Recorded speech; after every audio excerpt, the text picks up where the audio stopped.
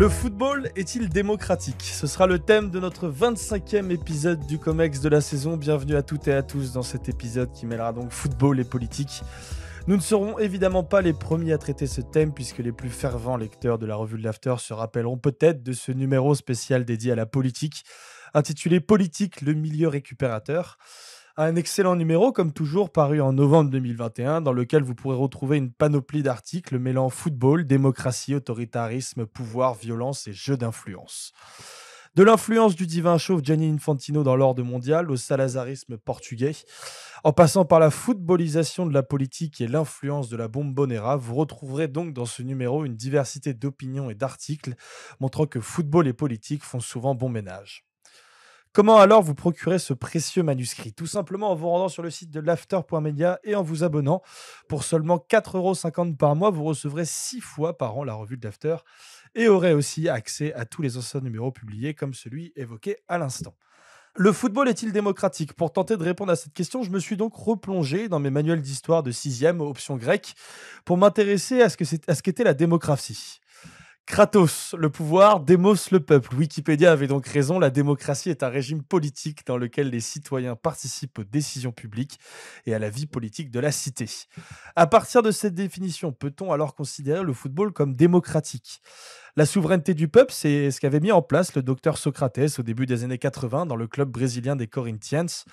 Avec l'aide de ses confrères Vladimir et Walter Casagrande, ainsi que du directeur sportif Adilson Montero Alves, il avait mis en place un système où chaque décision collective, même les plus futiles, était soumise à un vote de la part de tous les membres de l'équipe afin de créer un débat permanent. Distribution et répartition des salaires, choix des couleurs du maillot, mise au vert, toutes les décisions étaient prises collectivement. La démocratie corinthienne permit d'ailleurs au club de construire ses plus beaux succès sportifs et eut un impact social, politique et symbolique extrêmement important dans un Brésil embourbé dans la dictature. Mais 40 ans plus tard, à une époque où le football s'est popularisé et financiarisé, peut-on encore s'inspirer de ce modèle démocratique? Eh bien, rien n'est moins sûr. Au contraire, le football est aujourd'hui gouverné par un président de la FIFA réélu pour un 3e mandat aux applaudissements et sans adversaire déclaré. Gianni Infantino ambitionne d'ores et déjà de briguer un 4e mandat et s'octroie d'ailleurs tous les moyens possibles pour y parvenir. Non pas en menant campagne à travers le monde et en allant rencontrer le peuple du football pour qui il travaille aujourd'hui et qui viendrait justifier ses bonnes actions politiques, mais en maniant plutôt à merveille les jeux de pouvoir et d'influence et en grassant la patte des présidents des 200 fédérations nationales en charge de voter pour le futur président de la FIFA. Au lieu de parler de démocratie, parlons plutôt ici de despotisme.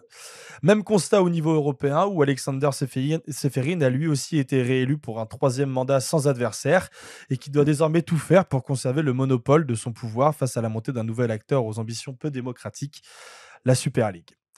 Au niveau des fédérations nationales, pas sûr non plus que la démocratie soit le maître mot. À l'été 2022, Vincent Labrune s'est mué en sauveur autoproclamé du football français en vendant une partie des droits TV du championnat au fonds d'investissement CVC, sans même consulter les présidents de clubs, hormis Nasser El Khelaifi évidemment, pourtant premier bénéficiaire de cette affaire. Un deal caduc que certains regrettent déjà et grâce auquel l'Orléanais, comme certains l'appellent, a touché la coquette somme de 3 millions d'euros.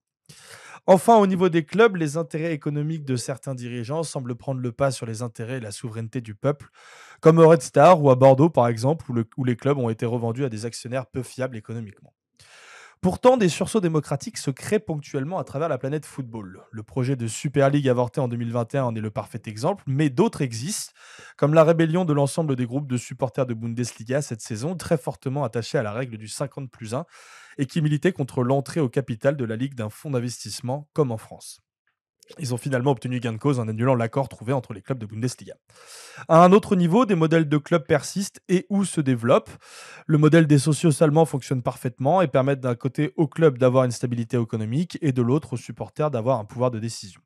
Ce modèle fonctionne aussi en Espagne et au Portugal, mais avec des jeux d'influence politique peut-être un petit peu plus marqués.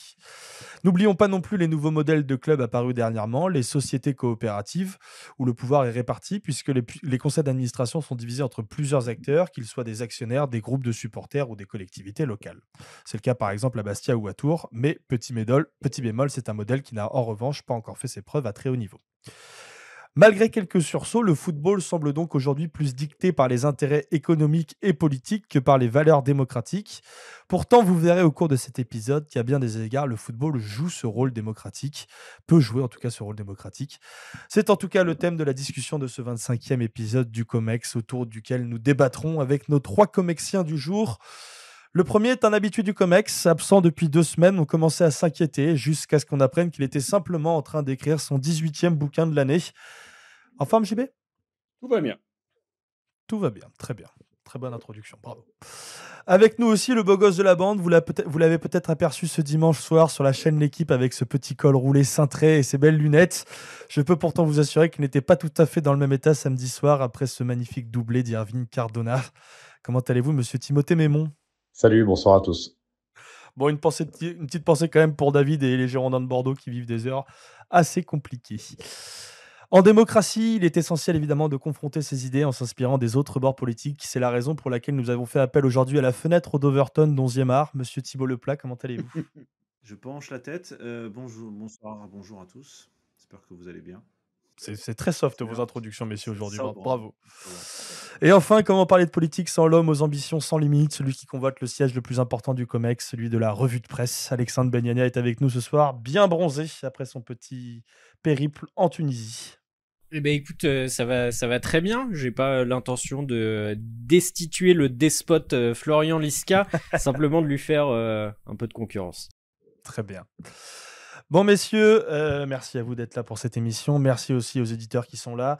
Si vous le pouvez, amis éditeurs, n'hésitez pas à soutenir 11e art et le COMEX aussi. Vous avez la possibilité soit de le faire, soit en partageant notre contenu sur vos différents réseaux sociaux, en likant, en commentant, en vous abonnant, en mettant des petites étoiles si vous êtes sur Spotify, des pouces si vous êtes sur YouTube. Et aussi de soutenir 11e art si vous avez la possibilité de le faire en faisant des dons sur notre cagnotte Hello Asso disponible. Enfin, tous ces liens sont disponibles dans nos bios des réseaux sociaux et sur notre site internet. Nous commençons aujourd'hui cet épisode dédié donc à la question « Le football est-il démocratique ?» avec notre ami Jean-Baptiste Guégan qui a, d'après ce qu'il m'a dit dans sa conversation WhatsApp, plusieurs points à avancer pour répondre à cette question. Ah, le football et la démocratie. Alors d'abord, pour moi, c'est une expérience collective, le football, qui permet l'apprentissage du rapport aux autres. Et donc, le meilleur moyen d'expérimenter la démocratie, c'est de jouer. C'est une manière, finalement, à l'échelle des pelouses, d'expérimenter par le corps et l'exemple la force d'un collectif qui joue ensemble. Et là, je pense à toi, Valentin. Que serais-tu devenu sans le football? Serais-tu un grand amateur de régime autoritaire? Aurais-tu finalement refusé d'intégrer ces différences-là? C'est ça qui m'intéresse. C'est que dans ce collectif qu'offre le football, on voit des individualités qui ont la liberté de s'exprimer et vont servir l'intérêt général. Alors évidemment, il y a un cadre politique fixé par l'exécutif. Là, en l'occurrence, l'exécutif, c'est le coaching staff. Ils ont une pensée pour Luis Enrique, par exemple. Et on voit que la liberté, finalement, des uns s'agrège et les libertés de tous s'entendent et se mettent au service de la performance, du bien commun. Le football, finalement, on peut le voir comme une expérience démocratique incorporée. Mais c'est pas que ça. Pour moi, je le vois aussi comme un moyen de contribuer à diffuser l'idée démocratique et l'idéal politique qui l'accompagne. Tu le soulignais, Val, c'est d'abord un régime politique. Et là-dessus, moi, j'aimerais prendre 2 exemples. Le premier exemple, c'est cette démocratie qui est servie par les fans du football. Alors, on va aller dans le nord de l'Allemagne, on va aller à Hambourg, on va prendre le club de St. Pauli. Dans ce club, il y a une culture politique bien particulière qui s'est développée autour de valeurs. Ça fait un peu penser finalement au Red Star historique. Il y a une vraie perspective sociale, libertaire, engagée, commune, avec des valeurs qu'on retrouve effectivement en France dans des structures comme la FSGT, par exemple. Et donc, ce qu'on voit, c'est que dans ce Tu peux club, préciser ce qu'est la FSGT, peut-être, JB? c'est finalement une fédération de sport dans laquelle la logique compétitive, finalement, n'existe pas de la même manière et on vient faire du sport en dehors de la matrice capitaliste libérale habituelle. En gros, Patronné par la CGT, quand oui, même. voilà, c'est le football d'extrême gauche. Enchaîne, JB, enchaîne. Donc, ce que je voulais dire avec Hambourg, c'est que le football va servir de socle démocratique et peut aussi inspirer. Alors, t'en parlais dans ton intro, Val, c'est cette fameuse démocratie Corinthians, où on a vu l'exemple d'un club s'inscrire dans une dynamique démocratique à l'échelle du Brésil. Et on a vu les joueurs, finalement, devenir des acteurs de cette transition démocratique à Henri Verdet. Euh, et là-dessus, si on prend, par exemple, divers articles qui ont été écrits sur le sujet, alors tu parlais de l'article de Guillaume Montero pour EcoFoot que nous a partagé Olivier dans le groupe, mais il y a aussi le très bon article qui est sorti finalement chez Routledge en 2017 et qui revient sur la figure de Socrates, la figure politique. Et cette figure politique, elle est directement associée finalement à la démocratie. Il y a un livre aussi qui était sorti chez Solar, le Socrates d'Andrew Denis, qui revenait justement sur ça.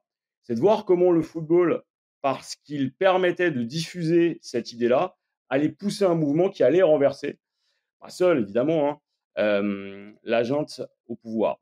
Ce football démocratique, donc, qui sert le phénomène de démocratisation, et on l'a vu aussi en Allemagne, en RFA particulièrement, et notamment au moment de la création de la Bundesliga, il y a eu une véritable volonté d'ancrer le football dans l'idée démocratique. Et on parle de véritable patriotisme des Allemands par le football. Ils ont réussi à réintégrer finalement une culture politique par ça. Albrecht Sontag en a pas mal parlé. On a Claire de Mémec, on a aussi énormément parlé dans ses idées reçues sur l'Allemagne sorties au Cavalier Bleu. Ce qu'on voit, c'est que le football a accompagné finalement la démocratisation d'une RFA, qui était quand même la partie occidentale d'une Allemagne coupée en deux et qui avait tourné le dos finalement à son passé peu glorieux. Et ça m'amène finalement à un troisième temps, et c'est peut-être ça le souci, c'est peut-être là-dessus que rebondira Thibaut, c'est justement que le football, c'est aussi un problème, parce que c'est un moyen politique de contrôle des corps et des passions. Les vertus du football ne sont pas intrinsèquement démocratiques, et elles peuvent justement être mises au service d'autres acteurs. Le football n'est pas démocratique par essence, et donc ça peut être un outil au service de l'autoritarisme.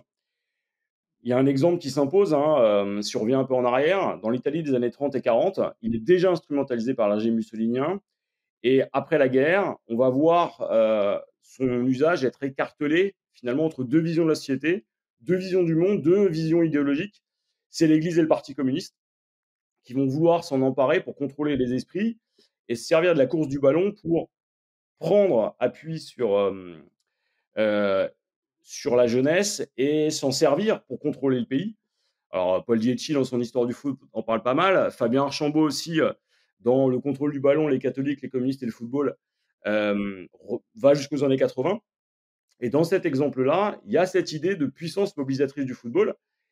Mais là encore, qu'on oriente finalement à sa guise. On a vu ce que ça pouvait donner. Le populisme municipal, c'est ça. La notabilisation politique a amené des dirigeants charismatiques comme Berlusconi et chez nous, Tapi, par exemple, ou même Borloo, Jean-Louis Borloo, l'avocat parisien, a utilisé le football pour construire une carrière politique. On le voit. Plus proche de nous, on a Viktor Orban qui s'est énormément servi du football en Hongrie pour servir son pouvoir. Et donc, on se rend compte que cette démocratie par le football, si elle peut être finalement, elle peut s'appuyer sur le sport pour avancer, c'est aussi un excellent moyen de contrôle des masses autoritaires. Et quand on regarde ce que les acteurs du golf en font aujourd'hui, la manière dont on investit le football, et tu parlais très bien de Don Gianni et de tous ses amis, on se rend compte que les premiers endroits où on réprime, la jeunesse notamment, c'est dans les stades. De Port Saïd en Égypte à Kenitra au Maroc, en passant par l'Algérie, au cours des printemps arabes, on a vu qu'à chaque fois qu'il y avait démocratisation ou demande de démocratie, c'est dans les stades qu'on calmait tout ça. Et donc, il y a peut-être une question à se poser, c'est à l'heure où on survalorise les ballons d'or et les attaquants, et donc on isole des acteurs qui sont plus visibles que les autres, on peut se demander si cette démocratie dont on parlait au départ, finalement, n'est pas en train de se retourner, en tout cas, si le football n'est pas en train de se retourner contre la démocratie, à l'image de la démocratie brésilienne. On a vu lors de la dernière élection présidentielle que les footballeurs, au lieu de s'aligner comme un seul homme derrière ce qu'avait pu faire Socrates, ont massivement aussi soutenu Bolsonaro, et Lula n'a pas été élu avec les voix du foot. Merci beaucoup JB, je rajouterai que c'est des thèmes que tu évoques dans ton dernier bouquin dont tu nous as pas parlé, dont tu aurais pu faire un petit coup de promo dans ton introduction. La guerre du sport, une nouvelle géopolitique. Ça devrait pas tarder. C'est très bien, on va en parler. C'est vrai, c'est vrai. Merci beaucoup JB, et je vais donc laisser Timothée enchaîner. Alors, j'ai écouté avec attention la démonstration de JB pour arriver à la conclusion qui, moi, me semble évidente qu'un sport collectif est par essence un sport démocratique. L'effort fait les uns pour les autres, la réflexion d'un objectif commun à plusieurs. Malheureusement, je vais avoir une vision beaucoup plus pessimiste parce que je vais vous parler de l'Afrique, qui est un continent que j'aime fort, qui est un football que je suis, qui a couvert 4 Coupes d'Afrique des Nations. Et j'aime ce pays, j'aime ce continent, pardon, tu veux la refaire? Non, c'est toi, hein, c'est tes propos. Non. J'aime ce continent pour le sentiment des possibles. Et pourtant, quand il s'agit de football, c'est clairement le continent de l'impossible. Je suis un afro-sceptique sur ce point, un afro-pessimiste, parce que le continent ne s'en sortira pas. Alors, je vais vous proposer une réflexion en entonnoir, en commençant peut-être par la base, puisque Bourdieu le disait, et donc JB il y a un instant, les partis politiques, les syndicats, les églises ont utilisé le sport pour éduquer les masses, et ça s'est immédiatement traduit à l'époque colonialiste en Afrique, puisque très rapidement, le football, notamment le sport en général, le football en particulier, est arrivé par l'intermédiaire des colons. Et je prendrai l'exemple de l'Afrique du Sud, où notamment dans tout le secteur minier, on a introduit le football. Et on a introduit le football avec une visée, avec une idée, celle de moraliser le temps de loisir. Et là, je cite des écrits de l'époque. Moraliser le temps de loisir, vous imaginez à peu près ce que ça veut dire. En clair, on décide de ce que vont faire les gens quand ils sont au travail et on va aussi décider de ce qu'ils vont faire quand ils n'y sont pas pour les garder sous notre coupe le plus facilement possible. Et d'ailleurs, Pierre de Coubertin était convaincu, et là aussi je le cite, que le sport pouvait jouer un rôle efficace dans la colonisation. On est quand même bien loin des valeurs de l'olympisme, mais par contre, on est très proche des valeurs de son époque et de ce qui a finalement suggéré ce que devait être le sport et le football en particulier dans la gestion des populations colonisées. Alors, c'est un discours très, très, très pessimiste. Je vais m'autoriser simplement une petite remarque, un petit contre-exemple positif, c'est-à-dire qu'en Afrique, la Confédération africaine de football a interdit, exclu l'Afrique du Sud en 1957 de participation à la Coupe, à la CAN, Coupe d'Afrique des Nations, parce que l'Afrique du Sud refusait de proposer une équipe mixte. Et en 61, c'est même la FIFA qui a suspendu la fédération sud-africaine parce que celle-ci continuait à ne vouloir ne faire jouer que des Blancs sur la scène internationale. Et on est 15 ans avant la révolte de Soweto. Donc c'est quand même la preuve qu'à un moment, le football est un outil politique qui peut être efficace et aller dans un sens qui nous semble être aujourd'hui le bon et qui l'est assurément. Mais en Afrique, le fait est que le constat est terrible sur l'utilisation et la récupération politique du football. Je vous conseillerais la revue numéro 5 de l'After sur le foot et la religion. Je ne vais pas faire trop long sur le foot et la religion parce que ce serait peut-être m'écarter un petit peu du sujet, sauf que la religion en Afrique, elle est immédiatement imbriquée à la politique. Quand il s'agit de l'Afrique du Nord et de l'islam, il y a le salafisme. Quand il s'agit de l'Afrique subsaharienne et de la chrétienté, il y a l'évangélisme, qui sont finalement les deux branches décomplexées de l'expression de la religion. La religion est, en général, en tout cas en Europe, en Amérique du Nord, dans une partie de l'Asie et dans l'Océanie, un sujet assez personnel que l'on exprime assez peu. L'évangélisme et le salafisme vous invitent à en faire le plus possible, à faire preuve d'un prosélytisme total. Et on s'aperçoit que sur les terrains africains, notamment pendant la Coupe d'Afrique des Nations, on a droit au soujoud après chaque but, avant chaque séance de pénalty pour les équipes issues de pays à forte communauté musulmane. Et on a droit aux prières, les mains dans la main et aux doigts tournés vers le ciel, comme si finalement le résultat du match dépendait plus de Dieu que de la qualité des joueurs. Et le fait est que si les joueurs font ça, c'est pas parce que tout d'un coup, ils ont senti le besoin de témoigner en Mondiovision de leur foi. C'est parce que cela leur a été insufflé, soufflé par des imams, par des pasteurs, par des prêtres. À quelle fin? À une fin prosélyte et donc aussi à des fins de pouvoir sur leur pays. Alors, est-ce qu'on peut envisager que l'Afrique puisse sortir de ce paradigme? Pour moi, ça me paraît impossible.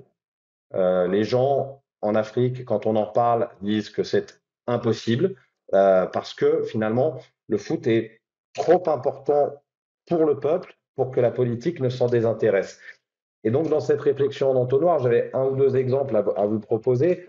Le cas, par exemple, de la FECAFOOT et du Cameroun, où Samuel Eto'o, aujourd'hui, est en guerre ouverte avec le ministère des Sports. Ministère des Sports qui a quand même nommé un sélectionneur national sans même demander l'avis de la FECAFOOT récemment. La FECAFOOT qui fait un communiqué en disant non, désolé, nous on n'a pas validé ce sélectionneur. Ça n'est que des questions de pouvoir et ça n'est que de l'entrisme politique dans le football, ça n'est que de la récupération politique dans le football. Et quand on parle du Cameroun, on parle d'un président qui est en place depuis la nuit des temps, qui est liquide aujourd'hui, qui s'appelle Paul Biya, qui a laissé sa femme Chantal aux affaires depuis des lustres. Alors le rapport est étroit entre Paul Biya et Samuel Eto'o, mais le rapport est extrêmement distendu pour le reste du gouvernement et Samuel Eto'o. Quant à la récente Coupe d'Afrique des Nations en Côte d'Ivoire, j'ai travaillé pour 9 médias sur la Coupe d'Afrique des Nations. Je peux vous assurer que des micro-trottoirs, j'en ai fait beaucoup, avant, pendant et après la compétition. Et Alassane Ouattara sera réélu parce qu'il a organisé une CAN et parce que l'équipe l'a gagné. On est quand même très loin de la démocratie parce qu'on est dans une idée de se dire qu'un président vous a permis de remporter une compétition, ce qui n'est évidemment pas vrai, et ce qui va finalement interdire, bloquer l'idée de réflexion politique. Les gens, à l'issue de la victoire de la Côte d'Ivoire, hurlaient dans mon micro « Merci au président Ouattara, merci au président Ouattara ». À quel moment le président Ouattara est-il responsable de ça? Oui, il a organisé une Coupe d'Afrique des Nations, c'est bien beau, mais on est quand même très loin de réflexions qui devraient être hautement plus importantes sur le sujet, parce qu'il y a une récupération permanente, parce que les politiques font souffler ce vent-là, parce que à une échelle locale, les maires et donc les représentants du gouvernement offrent des places, achètent les populations dans les quartiers les plus pauvres, et la consigne est, quand elle n'est pas tacite, elle est même carrément dite, on vous donne des places, vous allez voir la Coupe d'Afrique des Nations, ne l'oubliez pas quand vous irez dans les urnes.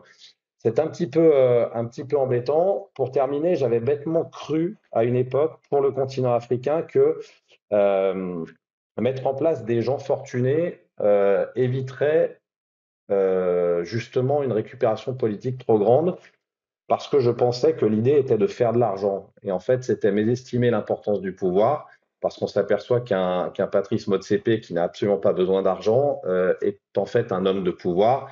Il est sous la coupe aujourd'hui d'Infantino et que ses visées en Afrique du Sud pourraient aller bien au-delà du Mamelodi Sundowns et de son empire minier, et qui se sert du football comme d'un vecteur.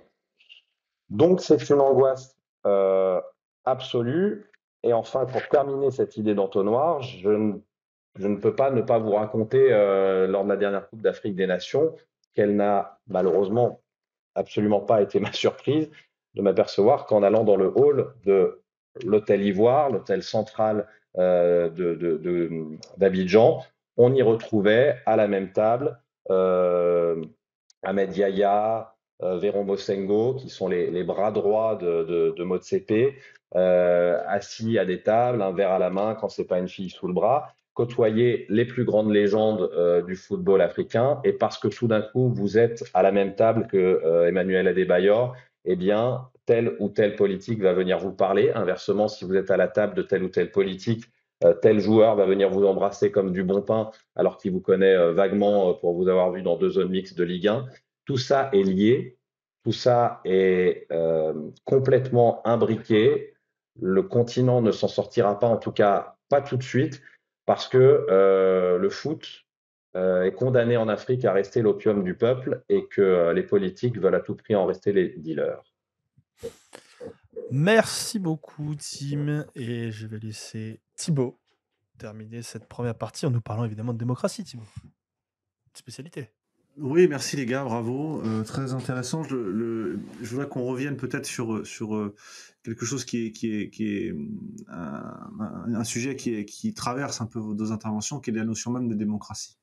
Alors moi, voilà, mon métier c'est la philo, donc je vais essayer de faire quelques distinctions conceptuelles. Il y aurait 3 domaines de la démocratie. Quand on se demande si le football était démocratique, il faut évidemment définir, tu l'as très bien fait, Kratos, Demos, voilà. Mais il y a plusieurs formes de démocratie. Il y a la démocratie comme régime, tu en as parlé JB.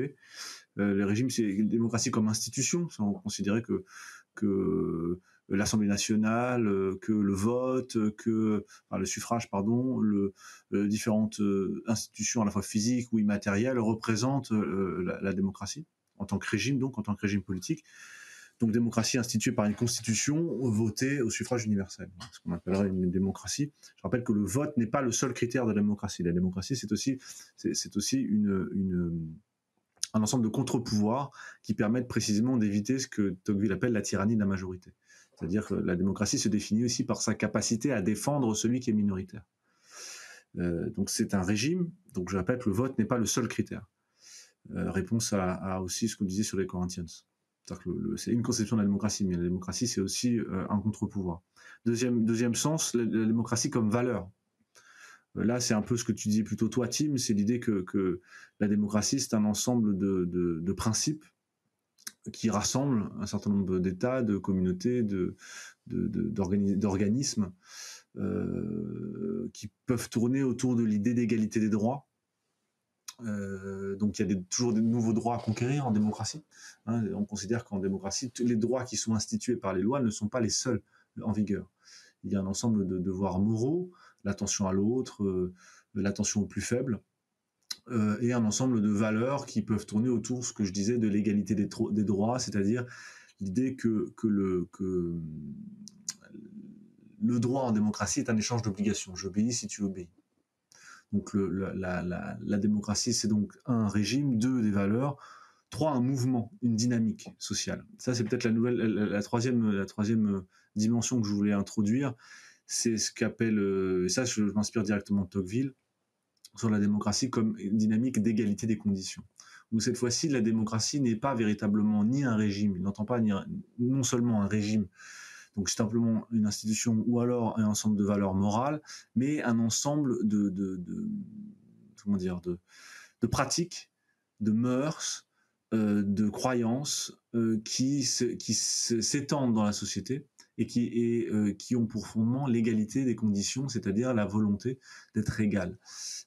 Et ça, qu'est-ce que ça veut dire ? Ça veut dire qu'il y a un certain nombre de pratiques qui, à l'intérieur de la société, rendent possible, effectives, pratiques, les valeurs et les institutions dont on parlait tout à l'heure.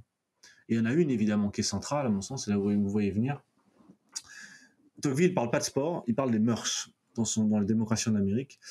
Mais si on peut tirer un peu les mœurs en introduisant le sport à l'intérieur, et en particulier le football, on voit quelle est la fonction du sport, du football, à l'intérieur du régime démocratique. C'est-à-dire cette tendance à l'égalité des conditions.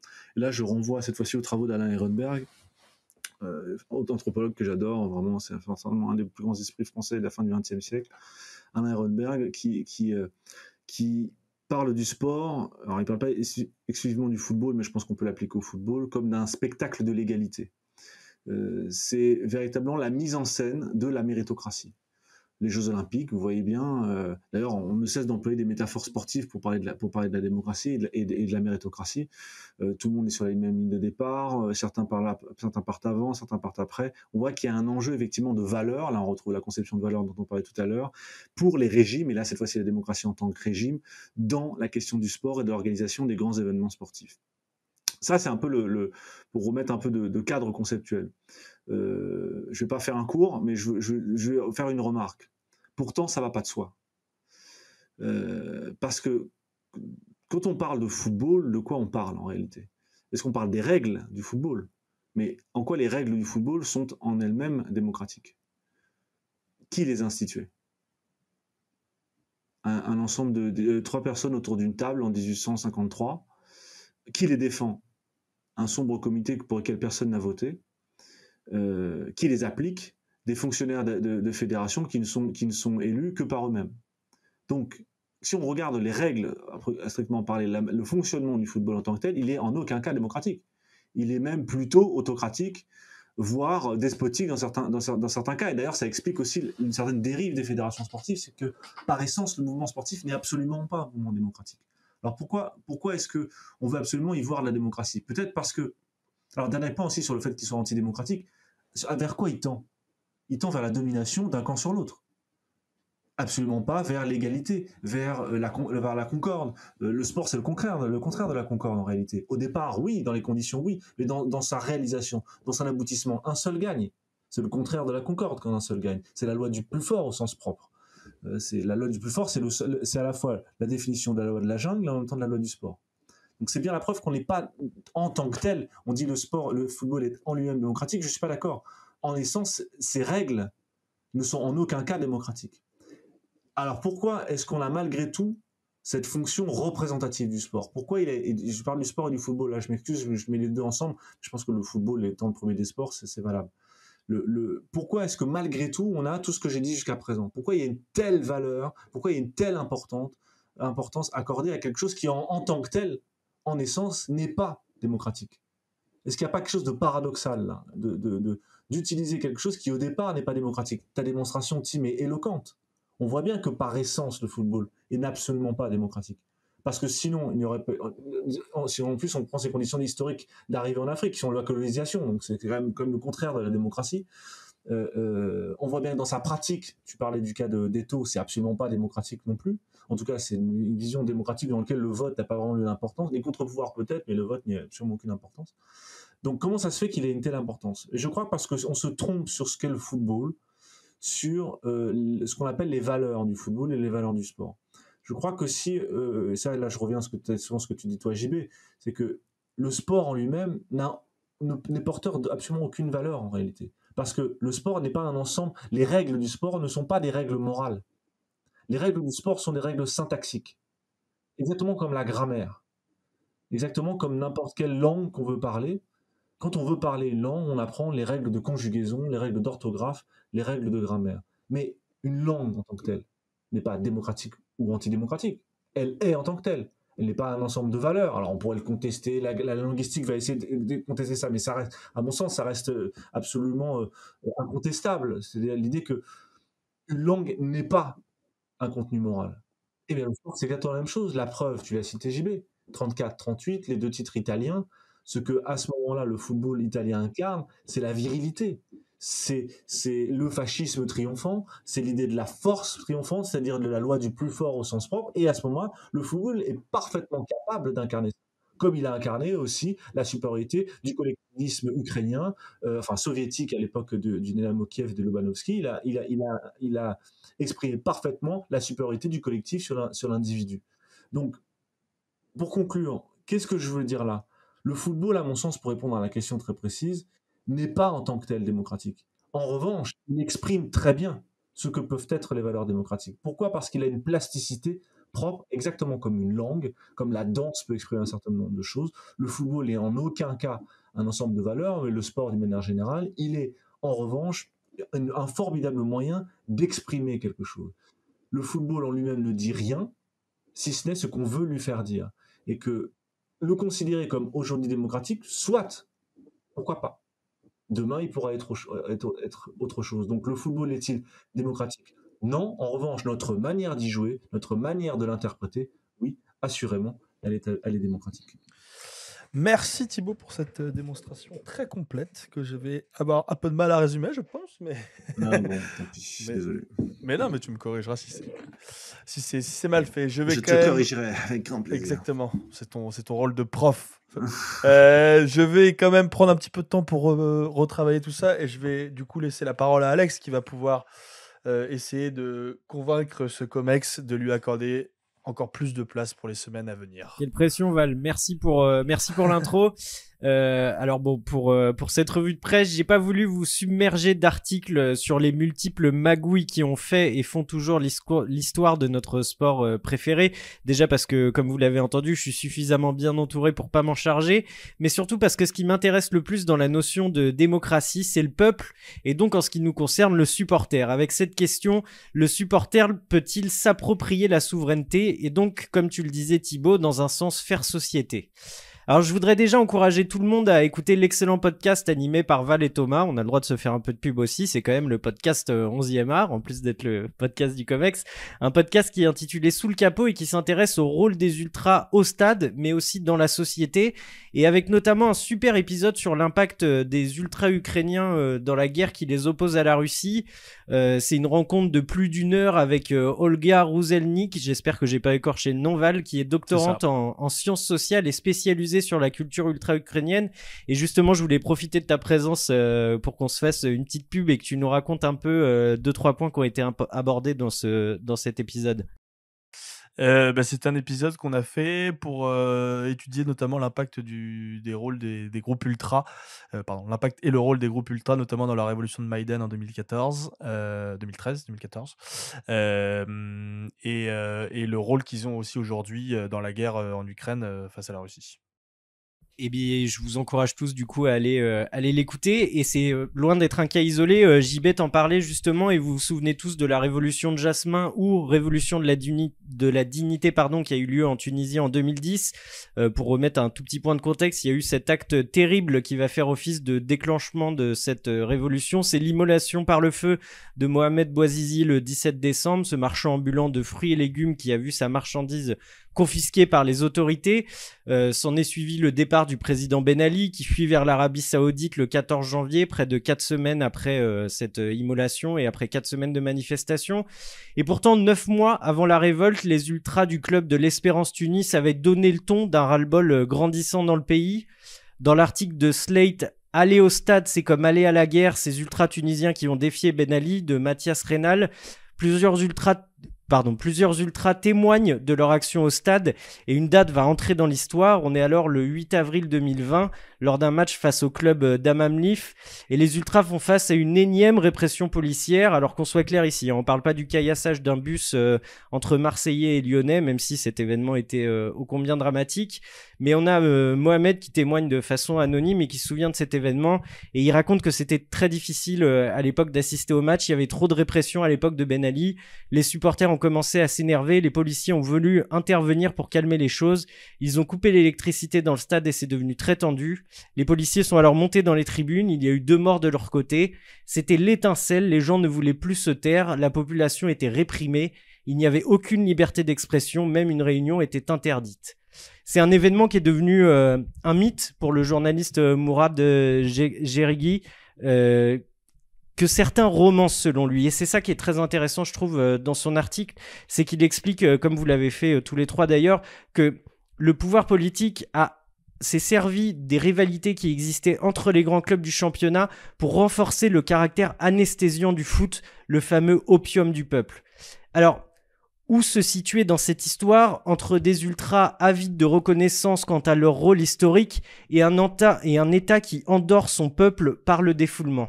Et d'une certaine manière, et c'est ce qui est captivant dans cet article que je suis obligé de résumer malheureusement, c'est qu'il est dit que c'est l'État lui-même qui a permis l'expression de ces revendications, et c'est ici que réside tout le paradoxe. C'est un régime autoritaire qui, après avoir fait monter les tensions, a perdu la main sur des ultras en quête d'indépendance.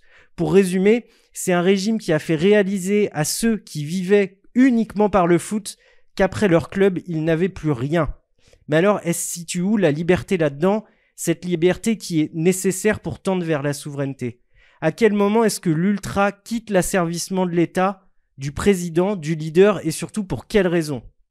Si l'on sort du contexte dramatique et qu'on s'intéresse au présent, je suis obligé de me demander où se trouve l'idée de liberté d'un ultramarine, vous savez, les supporters, les ultra bordelais, qui après avoir soutenu un président ultra controversé, voire carrément connu pour son ingérence, finissent par se retourner contre lui. Ces mêmes ultras qui sont allés jusqu'à traiter leur gardien Benoît Costil, guidé de main de maître par leur leader Florian Brunet, reconnu coupable d'injures envers Laurent Koscielny après l'avoir traité, je cite, de petit facho de merde. Ce Florian Brunet qui, dans un article du journal L'Équipe nommé Florian Brunet, le poil à gratter bordelais, reconnaissait regretter l'emploi du mot facho, faute d'éléments pour l'affirmer. Un portrait génial du leader ultra qui justifie son acte en prétextant qu'il n'existe pas de guerre intelligente. Cette guerre qui à l'époque avait fait tweeter au président du club Gérard Lopez qu'il prenait fait et cause pour ses supporters. Alors aujourd'hui, alors que Bordeaux végète dans les bas-fonds de la Ligue 2, l'ambiance a bien changé. Ça nous permet d'embrasser David Guzman qui est forcément alarmiste, et il est plus question pour Brunet et sa clique de faire copain-copain avec la direction, bien au contraire, leur départ est demandé. Et une nouvelle fois, je pose la question de quelle liberté on parle. La liberté de faire n'importe quoi sous prétexte qu'on l'aura décidé par nous-mêmes ? Et ben comme souvent, pour répondre à cette question, il faut se plonger dans la revue qui fait référence. Je fais évidemment un hommage à la revue de l'After. Et moi, je voulais vous parler de celle d'août 2022 qui est nommée Qui est le peuple du foot, où on retrouve cet article de Johan Crochet nommé On supporte comme on manifeste. Et il explique que si les siècles ont passé, que la civilisation a évolué, que la vie est plus douce qu'il y a 50 ans, qu'il y a 100 ans, qu'il y a 400 ans, qu'il y a 2000 ans, il y a un précepte qui demeure, c'est du pain et des jeux. Penser au football, c'est pas penser à soi, penser au football, ce n'est pas penser à soi, et donc, ce n'est pas penser à nos vies. Il retrace à travers l'exemple de l'Italie des années 2000, vous avez parlé de l'Italie des années précédentes, le parcours standard de l'asservissement par l'émotion, les partis politiques qui viennent tracter dans la courva et la fragilité du pouvoir aux mains des dirigeants.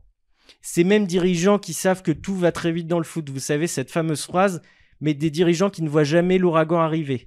Un ouragan ou un contre-pouvoir, comme ils le nomment, qui est nécessaire pour la vie du club, mais qui peut aussi lui nuire. Un contre-pouvoir souvent construit par la pulsion et rarement par la raison. On aurait pu, pour expliquer cette naissance du contre-pouvoir, parler de l'identification qui est chère à Freud ou de la projection. Mais si Johan Crochet conclut son article sous la forme d'une croyance qui est le rapport au dialogue, moi ce que je ressens plutôt, et est-ce qu'on devrait pas plutôt être fataliste, puisqu'indubitablement le supporter demeure et demeurera toujours l'esclave de ses émotions et donc ne sera jamais souverain. Merci beaucoup Alex pour cette super revue de presse. T'es pas mal. T'es en train de rattraper Flo doucement. T'es en train de prendre ta place. C'est un style, mais c'est très bien. C'est un peu plus conceptuel. C'est exactement ça. C'est plus moins philosophique. Tu prends moins de tac, tu veux dire, c'est ça ? Plus métaphysique. Quoi. On sent qu'il y a une métaphysique en dessous. Bon, messieurs, le football est-il démocratique ? Vous avez avancé tout un tas d'arguments dans cette première partie que je vais tâcher de résumer en quelques phrases. JB, tu parles de l'expérience collective qui permet l'apprentissage du rapport aux autres. Dans le collectif, on voit les individus qui vont servir l'intérêt général. C'est aussi pour toi un moyen de diffuser l'idéal démocratique. Tu parles de la démocratie des fans. Tu cites plusieurs exemples, celui de Sampaoli, celui de la démocratie corinthienne, et celui de la RFA qui a permis où le foot a participé à la démocratisation du pays. Et c'est aussi pour toi un moyen politique de contrôle des corps. Ça peut être à la fois un outil qui sert les intérêts autoritaires. Tu donnes les exemples de Mussolini en 34 et 38 et par exemple du Qatar dernièrement. Et aussi un moyen de servir des carrières politiques. Tu donnes les exemples de Berlusconi, Borloo, Tapie, etc. Et tu finis ton argument en te posant une question. À l'heure où on individualise tout dans le football, est-ce que justement le football n'est-il pas en train de tuer la démocratie ? Tim, toi tu commences ta présentation en disant que que les sports collectifs sont par essence démocratiques, mais tu as une vision très pessimiste de la démocratie dans le football, notamment à travers le prisme de l'Afrique, qui est selon toi le continent de l'impossible, puisque les partis, notamment tu reviens à l'origine du sport en Afrique, et tu estimes que les partis ont utilisé le sport pour éduquer les masses. En Afrique, on a décidé de moraliser le temps de loisir, c'est-à-dire contrôler les populations colonisées, ce qui est une vision très pessimiste. Et tu affirmes aussi que la religion est éminemment imbriquée à la politique en Afrique, avec des branches dites décomplexées qui vont mettre en place un prosélytisme total. Tu dis que si les joueurs célèbrent aujourd'hui religieusement, c'est aussi parce que c'est insufflé par des personnes qui jouent un rôle politique et qui font du prosélytisme. Tu donnes 2 exemples pour ça. L'exemple de la guerre entre la FECAFOOT et le ministère des Sports au Cameroun, qui est une guerre d'entrisme de pouvoir et qui reflète très clairement un manque de démocratie. Et aussi la réélection de Alassane Ouattara qui va être réélu grâce à sa victoire à la CAN. Et donc le foot est évidemment éminemment politique. Et Thibaut, tu commences ta présentation en disant, en présentant la notion de démocratie, notamment les 3 domaines de la démocratie, à la fois comme régime, comme institution, et tu t'intéresses à la troisième définition en tant que mouvement, c'est-à-dire l'ensemble des valeurs, de croyances et des mœurs, avec une volonté d'être égal. Évidemment, parmi ces mœurs, il y a le football qui est un spectacle de l'égalité. Pourtant, ça ne va pas de soi. En quoi les règles du football sont aujourd'hui démocratiques? Elles sont plutôt despotiques. Et tu t'interroges sur pourquoi est-ce qu'on veut y voir de la démocratie. C'est paradoxal, puisque par essence, le football n'est pas démocratique, que ce soit dans son origine ou dans sa pratique. Mais alors pourquoi tu estimes pour toi qu'on se trompe sur ce qu'est le football? Les règles ne sont pas des règles morales. Le football exprime très bien les valeurs démocratiques. C'est un moyen d'expression, mais il n'est pas fondamentalement démocratique. Ça a été? Oui, c'est ça. Il n'est pas fondamentalement démocratique, mais il peut l'être, quoi. Oui, bien sûr. Il est comme une langue, c'est un rapport au monde, donc il peut être comme une langue. Voilà. Bon, et puis si vous n'avez rien compris à ce que je viens de dire, je vous invite à réécouter l'intervention de Thibaut. ou alors à écouter cette deuxième partie. Peut-être qu'on rentrera un petit peu plus dans les détails. Et je vais redonner la parole à JB, qu'on n'a pas entendu depuis longtemps. Eh oui, je vous ai manqué, hein.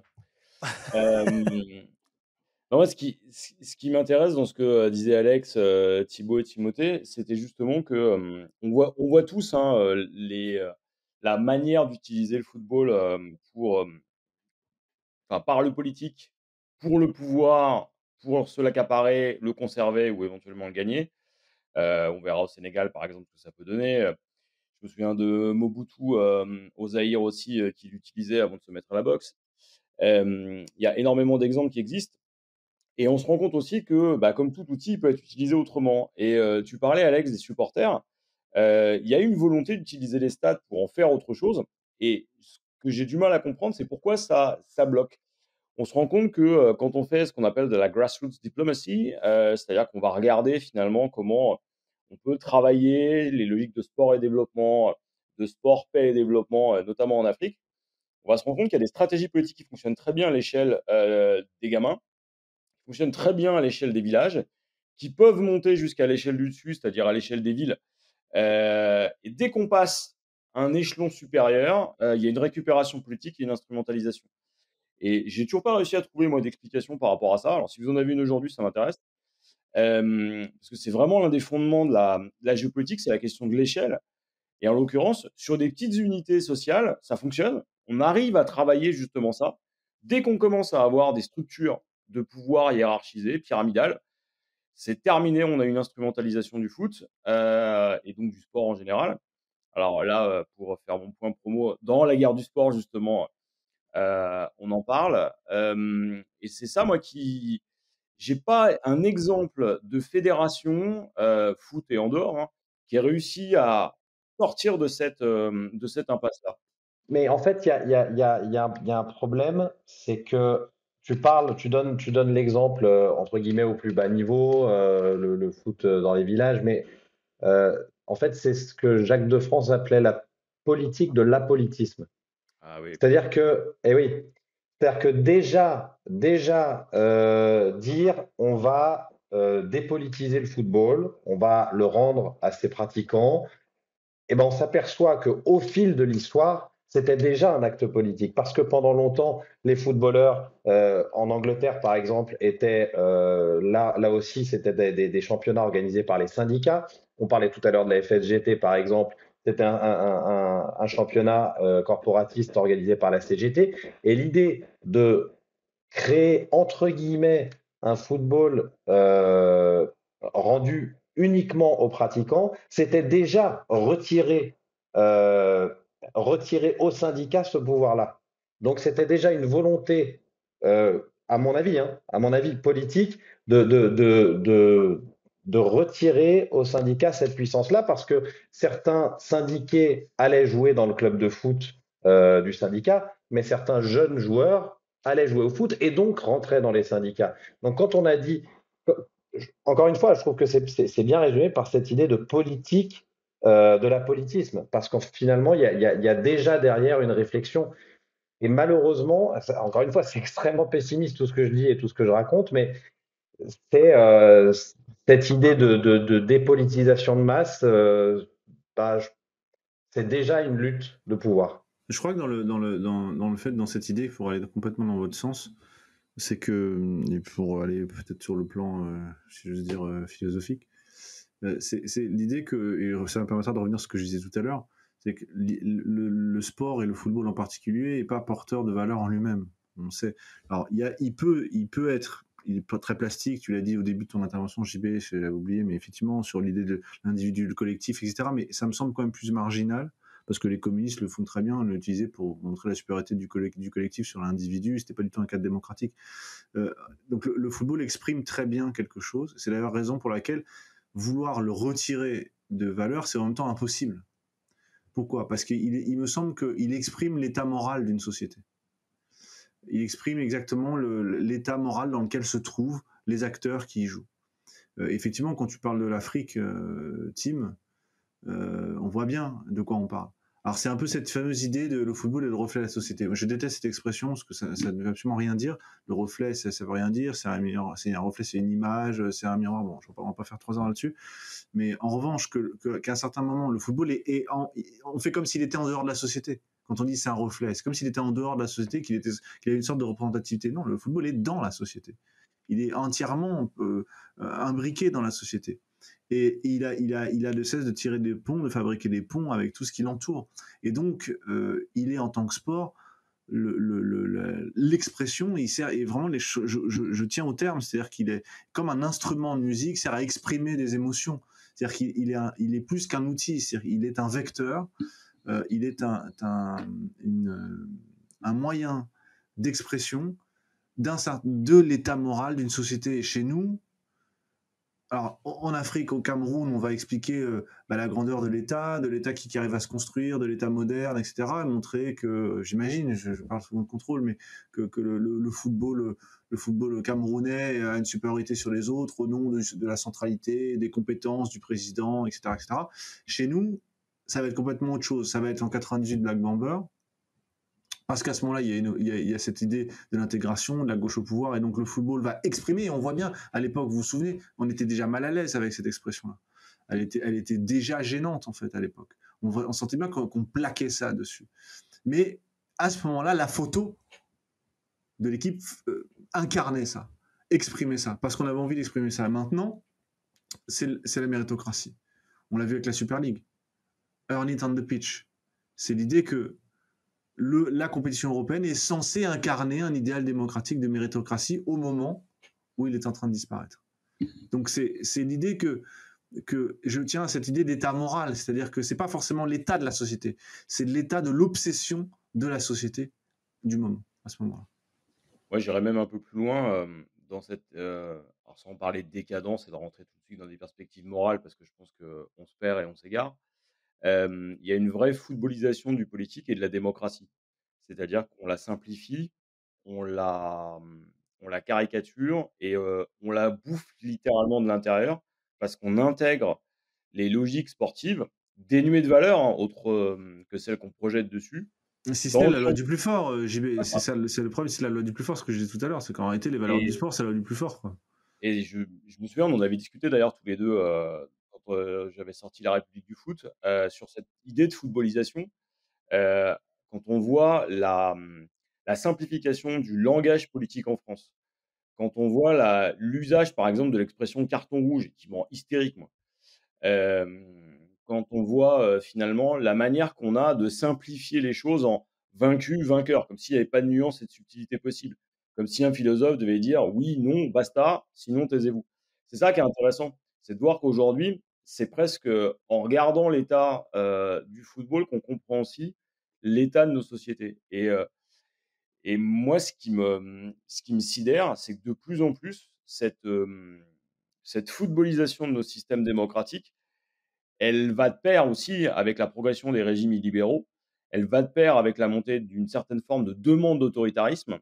Et aujourd'hui, moi, je le vois vraiment comme un symptôme. Et Mais notamment, exactement, c'est exactement à cause de ça, exactement pour ce que tu dis. C'est-à-dire que si on s'en tient aux règles sportives en tant que telles, si on veut vraiment footballiser la politique, au final, on se retrouve avec des régimes agonistiques, c'est-à-dire d'agone, de combat, des logiques purement de combat et des logiques de domination, en réalité. Si on veut appliquer à la lettre et transposer à la lettre le football à la politique, on est, à mon sens, dans une logique de domination. Ce qui est finalement intéressant, et c'est ce que je trouve, enfin moi c'est ce que je ressors de ce que dit Thibaut, c'est que bon, la démocratie c'est quand même un concept large auquel on s'attaque aujourd'hui, c'est quand même quelque chose de compliqué. J'essayais là, comme ça, sur mon petit carnet d'y mettre des mots. Les premiers qui me sont venus parce qu'on est de là où on est, c'est liberté, égalité, fraternité, mais j'ai retenu méritocratie, il y a l'indépendance, il y a la notion de communauté, le souhait en tout cas, l'utopie, le rêve de communauté. Et on s'aperçoit que le football répond à certaines de ces définitions, répond à certains de ces mots, mais pas à d'autres. Parce que il y a une forme d'égalité dans le football. Contrairement à quand on fait la guerre, on ne part pas à 5000 contre 50 000, c'est 11 contre 11. On est tous à tous deux bras, deux jambes. Il y a une forme d'égalité, il y a une forme de fraternité, c'est un fait. Est-ce qu'il y a de la liberté? Tout à l'heure, Thibaut parlait des règles mises en place. Bah, non, finalement, il n'y a pas de liberté. On ne fait pas exactement ce qu'on veut dans le football, sinon on prend le ballon avec la main et on court jusqu'à la cage. Il y a une forme de méritocratie. Il y a peut-être pas tellement d'indépendance dans le football. Donc finalement, pour en revenir au concept même de démocratie et au lien entre le football et la démocratie, bah, le football répond pas à toutes les définitions, à toutes les composantes de la définition de la démocratie. Ouais, c'est un paradoxe qu'on a réussi à faire émerger ce soir, c'est de dire que ce qui semble évident, que le sport, c'est la santé, le sport, c'est formidable, et en particulier le football, c'est formidable. On voit bien que si on veut vraiment s'attacher à la question des valeurs, que finalement c'est assez paradoxal, en tout cas que ça fait problème de faire du football une sorte d'avant-garde démocratique. C'est absolument pas le cas, et d'ailleurs on voit à l'intérieur même des problèmes dans les fédérations, ce que je disais tout à l'heure. On voit la logique despotique à l'œuvre, en réalité. On voit que c'est un peu antidémocratique par essence, en réalité, la logique sportive. Et c'est tout simplement parce que c'est la loi du plus fort. Donc il y a une égalité formelle. Alors là, on va faire un peu de philo, mais c'est la différence entre l'égalité formelle et l'égalité réelle. Il y a une égalité formelle, bien sûr. Chacun a le droit de courir le 100 mètres, chacun a le droit de jouer au football. Sauf que l'égalité réelle, c'est que ce sera toujours le plus fort qui va gagner. Et ce sera toujours le plus fort que toi qui va jouer. Et qu'en réalité, le résultat final n'est pas un résultat égal. Il a un résultat de vainqueur. Il y a un vainqueur à la fin. Alors on peut ménager des règles qui vont compenser, mais la démocratie c'est l'inverse. C'est-à-dire que la minorité elle est protégée. Ouais, rapidement, parce que en fait quand j'ai commencé à écrire ma chronique, tu notais tout à l'heure un des premiers mots que tu as employé quand tu as pensé démocratie, c'était liberté. Et la question que je me posais au tout départ, c'est le supporter peut-il être libre? Mais en fait, en réfléchissant bien, je me suis dit... la démocratie, est-ce qu'il faut absolument l'associer à la notion de liberté? Parce que c'est peut-être pas ça qui la caractérise en premier lieu. Je me suis dit qu'on allait 20 fois citer la phrase de Churchill, le moins pire des régimes, qui est cité à toutes les sauces, et qui finalement correspond complètement au football, parce que elle est imparfaite, elle est inégale, elle est injuste, et elle va dans le sens de ce qu'on voit aujourd'hui. Et en fait, cette notion de démocratie, elle nous oblige, nous, à nous mettre en retrait et à réfléchir ensemble. Et c'est trop cool de faire ça ce soir et d'être avec vous. Mais pour ceux qui consomment au sens premier, un peu collé. Moi, c'est ça que je voulais dire dans ma chronique, en fait. C'est d'être collé à l'émotion.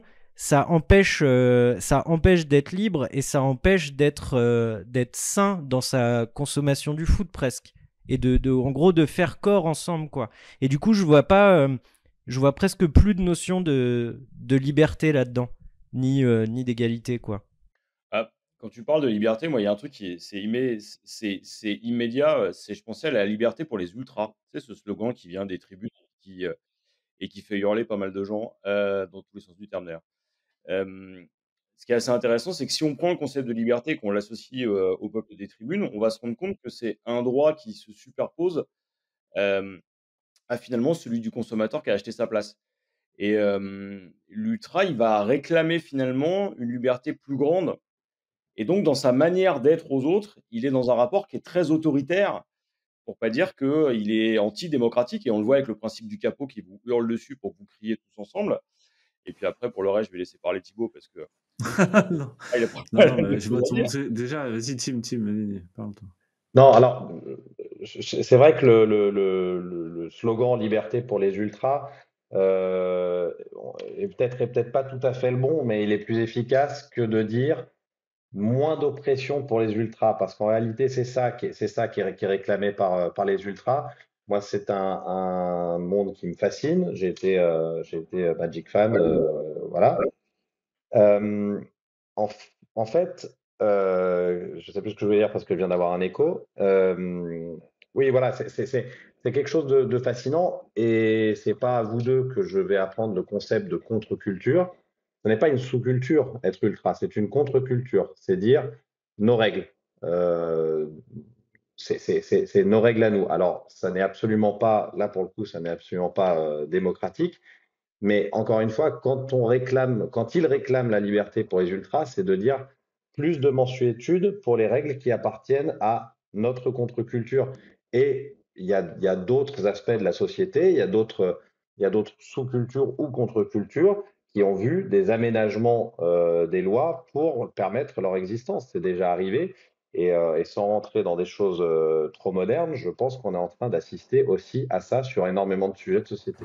Mais c'est le communautarisme, enfin, c'est le communautarisme appliqué ou le multiculturalisme, si on veut, ou l'idée que c'est la démocratie contre la République, en quelque sorte. C'est l'idée que l'horizontalité de la démocratie, c'est-à-dire la démocratie telle qu'on l'a définie tout à l'heure comme un ensemble de valeurs qui ne sont pas forcément représentées par la loi, mais que la loi doit reconnaître. C'est un ensemble de valeurs, donc le droit à l'existence, là, dans ce cas-là, la liberté pour les ultras, contre l'idée d'une démocratie qui serait institutionnelle, verticale, et cette fois-ci qui prônerait davantage l'ordre démocratique, c'est-à-dire la représentativité et la souveraineté populaire. Là, on voit bien que ce n'est pas une histoire de souveraineté populaire, la liberté pour les ultras, c'est la reconnaissance de droits d'une communauté par la souveraineté. Et on voit bien que c'est une communauté minoritaire, c'est bien l'exigence démocratique par excellence, qu'une minorité réclame des droits en tant que telle, en tant que minorité. Et n'est-on pas dans un sujet éminemment moderne qui répond à plein de faits de société actuels? Bien sûr, moi, ma position là-dessus, c'est que qu'on voyait bien qu'il y a une tension, pour pas dire une antinomie entre l'idéal ultra et l'idéal démocratique. C'est Oui, c'est ce qui en fait une contre-culture et pas une sous-culture. c'est une contre-culture, mais parce que c'est le sens premier de l'ultra, c'est le fanatisme en réalité. Et que moi, c'est la raison pour laquelle je suis pas contre les gens qui sont ultra. Je pense qu'il faut une pensée critique du mouvement ultra, qu'on ne fait pas, qu'on ne veut pas faire. Précisément, alors pour plein de raisons sur lesquelles je ne vais pas revenir ce soir, mais qu'il y a dans un élément critique de la pensée ultra, c'est l'idée que réclamer la liberté pour les ultras, pourquoi pas, mais la liberté pour tout le monde. Je ne vois pas en quoi la liberté pourrait être différente vis-à-vis des ultras. Tu as raison, j'entends ce que tu dis sur la question de l'oppression. Et c'est quand même intéressant dans ce que tu dis, c'est que tout à l'heure, tu définis la démocratie en partie par, oui, le bulletin de vote, mais aussi par le Bien contre-pouvoir. sûr, bien sûr. Et les ultras sont, en tout cas dans la vie du club, parfois le contre-pouvoir. Tout à l'heure, Alex parlait des ultras bordelais. Autopouvoir, autoproclamé. Autoproclamé, mais c'est autoproclamé, oui, mais c'est le seul qui est organisé. C'est le seul qui est organisé, donc à un moment, c'est le seul qui va réellement pouvoir organiser son contre-pouvoir et dire Gérard Lopez, ça suffit, il faut le pousser dehors. C'est un Et problème de peut-être pour le légitimité. bien du club. On avait fait une émission sur ce sujet-là, où on s'était posé la question de la légitimité. Toutes les questions politiques, elles se résument toujours sur la question de la légitimité. Qu'est-ce qui fait que j'exerce un pouvoir légitime, c'est-à-dire reconnu par les autres et juste? Quelle est la légitimité des groupes ultras? C'est pas une légitimité institutionnelle, c'est pas une légitimité économique, parce que dans les clubs, la légitimité institutionnelle, bon, bah, c'est celui qui dirige, la légitimité économique, c'est celui qui est propriétaire. C'est une légitimité qui est au mieux émotionnelle, voire historique. Dans les deux cas, c'est une légitimité qui n'est pas mesurable, qui n'est pas quantifiable. Ce qui la rend extrêmement difficile à appréhender. Et que moi, je répète, qu'il n'y a absolument rien contre cette idée-là. Je pense qu'il faut faire, je répète, une pensée critique, et que dans le cadre de la question, le football est-il démocratique, Alex, tu as bien fait de revenir sur la question des tribunes. Je pense qu'il y a une dérive des mouvements ultras à s'identifier uniquement dans cette fonction de contre-pouvoir, cette fonction de lutte contre l'oppression. Il faudra revenir sur ces questions-là qui sont oppressives. Je ne sais pas si la fonction des groupes ultras, c'est de réclamer plus de protection de la police. Enfin, moi, j'ai du mal à comprendre quel type de mouvement politique réclame plus de protection de la police, surtout s'il est subversif. Donc, ça me semble un peu une vraie antinomie, ça, au départ. Les groupes ultras ont leur légitimité. Le problème, c'est leur ambiguïté vis-à-vis de la violence. Or, en démocratie, le principe premier de la démocratie, c'est le rejet de la violence. Et ça me semble être quelque chose. Et la violence sous toutes ses formes, c'est-à-dire la violence aussi sous forme de domination. Je pense que là, dans le cadre des groupes ultras, la culture ultra en tant que telle est, me semble, pas entièrement soluble dans la culture football. Parce que la question de la domination est centrale dans la culture ultra. Messieurs... Je rappelle, pardon, je ne parle pas des gens, je parle de l'idée. Hein. Je me réfère toujours aux idées. 1h05 d'émission, je pense que nous allons pouvoir clôturer, à moins que l'un d'entre vous veuille le mot de la fin. Peut-être pour répondre, non, pour ça. Non, pas pour répondre, parce que moi, en tout cas, c'est ma position. Je crois qu'il y a une légitimité morale des supporters au sens large et des ultras au sens particulier. Et effectivement, c'est presque un autre sujet, donc je ne veux pas non plus faire hors sujet par rapport au thème de base.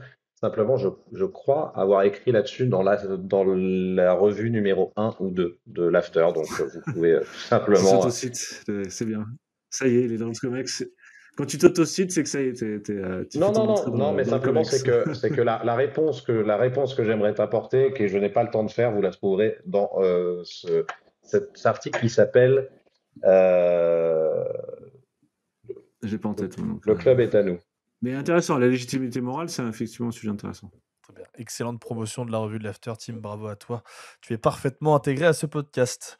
Merci messieurs, nous allons évidemment clôturer ce podcast avec nos habituelles recommandations culturelles, en espérant que Tim y a pensé, puisque je ne sais pas si tu es encore très habitué, parfait. Mais du coup, je vais quand même garder l'ordre de ce podcast et donner la parole à JB. Eh ben, on parlait tout à l'heure de Tokyo Vice, la 2e saison. Moi, je conseille Tokyo Detective. On a parlé de ça tout à l'heure ? Ouais. Hors antenne. Ah, hors antenne, j'étais pas encore. D'accord, voilà. ok, pardon. Et donc, Tokyo Detective de Jack Adelstein, c'est la suite justement de Tokyo Vice et du dernier des Yakuza. C'est mieux, c'est encore meilleur. Et je vous incite vraiment à le dire. C'est sorti chez Point pour la version poche. Et ça mérite vraiment d'être lu parce que c'est tout aussi jouissif que Tokyo Vice en attendant que ce soit adapté. Petite fascination pour le Japon derrière moi, JB, un peu, non ? Écoute, j'en ai fait, j'y suis allé, je rêve d'y bosser, voilà. Non, c'est bien ce que je pensais. Je suis trop vieux. Tim ? L'article que je citais tout à l'heure, c'est Le club, c'est nous. Voilà, ça vient de me revenir. Décidément, moi, je suis jamais allé au Japon, j'ai pas de fascination particulière, mais les recommandations sont japonisantes puisque j'ai fini un ouvrage qui est pas d'hier du tout, de Mishima, Le Japon moderne et l'éthique du samouraï. J'ai toujours eu j'ai pas du tout de fascination pour la mort parce que je trouve que c'est quelque chose de très banal et qui pourtant crée une espèce d'hystérie collective à son sujet. J'ai beaucoup aimé les bouquins d'Arto Passilina qui traitent de la mort avec beaucoup d'humour. J'ai trouvé dans l'œuvre de Mishima une vision extrêmement digne, extrêmement puissante de l'Agakure, donc la voie du samouraï et l'idée du rapport à la mort, voilà, qui m'a plutôt fasciné. Parfait. Thibaut ? Moi, je voudrais recommander un podcast en anglais qui s'appelle Heroes and Humans of Football, qui est un podcast fait par mon cher Simon Cooper, en compagnie d'une journaliste dont j'ai oublié le nom et je m'en excuse auprès d'elle, qui était un dialogue sur les grandes figures du football. Simon Cooper, donc je rappelle, un des classiques de la littérature de football, qui a écrit notamment Football versus the Enemy, Soccernomics et beaucoup de... Qui est écrit dans The Athletic, non ? Si je dis pas de bêtises. Non, qui est écrit dans Financial Times, qui est FT, qui est certainement le journaliste de football le plus important, avec Jonathan Wilson, peut-être. Ah, il n'est pas il apparaît pas dans une série dernièrement Beckham ou un truc dans le genre, non? Ah, c'est possible, oui, Ouais. peut-être, oui, il est peut-être dans Je cherche parce que John j'en ai Carlin, entendu c'est parler. pas John Carlin qui est Ah, dans si, c'est Beckham. John Carlin, t'as raison. John Carlin, qui est pareil, Pardon. qui a le même style, qui est plus âgé. Bon, bah, je dis n'importe Bon, quoi alors. Je te Simon laisse Cooper continuer. qu'on avait invité un jour dans l'after pour son bouquin sur le Barça notamment. Bon, il écrit sur la politique, il écrit sur l'histoire anglaise, il écrit sur beaucoup de choses. Et là, il fait un podcast et j'étais assez curieux d'écouter ce que ça donnait. Et c'est une conversation d'1 heure entre ces deux journalistes et c'est extraordinaire d'intelligence. Vraiment, là, il y a plusieurs. Alors, c'est assez banal, les thèmes sont assez banals. Le premier, c'est sur Mbappé. Le deuxième sur Abramovich, le troisième sur Guardiola, avec à chaque fois une question. Donc, Abramovich, should Chelsea fans still love him? Ou Pep Guardiola, GOAT or human? Mo Salah, Egyptian King. Et là, maintenant, je suis en train d'écouter The Rise of Arsène Wenger. Et c'est génial sur Arsène Wenger, parce qu'il explique comment quelqu'un qui s'est... L'histoire d'un homme pourquoi il a été à ce point aimé et à ce point détesté. Et ce que j'adore chez Simon Cooper, c'est que c'est à la fois très simple et en même temps très brillant. Donc je ne cache pas que c'est dans ce métier-là, c'est un de mes modèles, et en plus c'est un ami, donc j'ai plaisir à le citer, d'autant qu'il vit à Paris, le cher Simon Cooper, depuis longtemps, qui parle parfaitement français et espagnol, et qui a grandi en Hollande. Ouais, il faudrait qu'on l'invite, ouais. C'est une bonne idée, il faudrait qu'on l'invite. Je pense qu'il est très occupé, mais on va essayer de l'inviter. Là. JB, tu voulais dire quelque chose? Oui, j'ai vu passer le titre de son dernier livre, Paris au XXIe siècle, Ville impossible. Impossible City, ouais, c'est ça, Impossible City. Ouais. Double recommandation. Alex? Oui, je vais être tout à fait transparent, j'avais complètement oublié. Et je vais vous recommander une petite pastille qui est faite par Arte dans le 28 minutes qui s'appelle Intéressant. Ça dure 2-3 minutes, vous les avez sur Insta en format court et ça se regarde tout seul, ça pose des questions un peu rigolotes. Du genre pourquoi y a-t-il de plus en plus de myopes ou pourquoi les humains ont des grosses fesses. C'est assez bien fichu, moi ça me divertit bien, donc je consomme ça assez souvent, et si vous avez l'occasion de tomber dessus, regardez. Très bien, bah, je vais clôturer aussi avec une recommandation un peu plus générale que j'ai l'habitude d'écouter très régulièrement. C'est les NPR Tiny Desk Sessions. On en a discuté cette semaine avec JB via Twitter, notamment celle de Common, le rappeur américain. Voilà, c'est des concerts dans une espèce enfin, c'est un studio, mais qui est transformé en petite bibliothèque, des concerts semi-acoustiques qui sont vraiment, vraiment super. Et il y en a un qui est sorti il y a 5 jours de Yaya Bey, que je connaissais pas du tout, qui est vraiment super. Et comme les recommandations sont japanisantes, je vais recommander aussi celle de The Japanese House, qui est très jolie. Voilà, donc je recommande les Tiny Desk Sessions de NPR. Eh bien, messieurs, merci pour cette émission, un 25e épisode rondement mené, que je clôturerai en recommandant évidemment de vous abonner à la revue de l'After. Vous allez sur le site l'after.media pour vous abonner, 4,50 € par mois, c'est absolument rien pour la qualité du contenu. Et si vous le pouvez, n'hésitez pas à nous soutenir en likant, en commentant, en mettant des petites étoiles, en mettant des pouces ou en nous soutenant sur notre cagnotte Hello Asso, sur laquelle vous pouvez faire des dons qui soient ponctuels ou mensuels, ce qui nous aide énormément à développer notre podcast. Messieurs, merci beaucoup et on se retrouve une nouvelle fois la semaine prochaine pour un nouvel épisode du Comex. Ciao, ciao à tous.